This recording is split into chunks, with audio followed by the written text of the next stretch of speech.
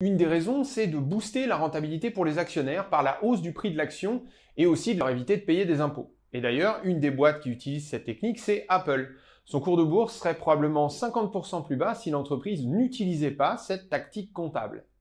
Une tactique comptable? Je vois pas en quoi racheter des actions serait une tactique comptable. La boîte achète ses actions, la demande est boostée, la loi de l'offre et la demande s'applique, le prix de l'action monte, voilà. Il y a bien une tactique comptable derrière tout ça. Et le boost de rentabilité pour les actionnaires n'est pas aussi évident que ce qu'on pense. Ce ne sont pas les actionnaires qui se font racheter leurs actions qui sont visés, mais au contraire ceux qui ne vendent pas. Hein? Qu'est-ce que c'est encore que ces conneries? Tu vas voir, tu risques d'apprendre 2-3 trucs.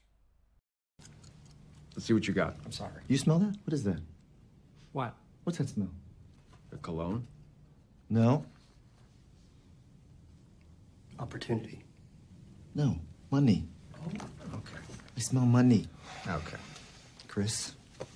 God damn it. Sorry.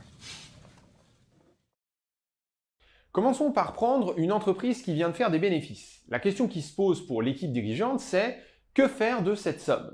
Des primes pour les salariés. Non, mieux, des augmentations de salaire. Alors oui, ce serait possible en théorie, mais les entreprises ne font en général pas cela pour 2 raisons. Premièrement, d'après les règles comptables en vigueur, tout ce que possède une entreprise, depuis les usines jusqu'au cash sur un compte en banque, ne peut appartenir qu'à 2 types de personnes. Les créanciers, ceux qui ont prêté des sous et peuvent donc prétendre à récupérer leurs dû, et les actionnaires, ceux qui ont investi et qui possèdent tout ce qui ne revient pas aux créanciers.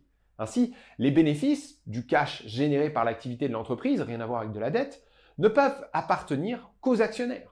Et donc, si les bénéfices étaient utilisés pour rémunérer des salariés, eh bien comptablement, ce serait prendre aux actionnaires pour donner aux salariés. Alors, ça arrive, les entreprises augmentent bien parfois les salaires ou versent des primes, mais les actionnaires n'aiment pas ça, car ils sont convaincus que les bénéfices sont à eux. Et les normes comptables en vigueur vont dans leur sens.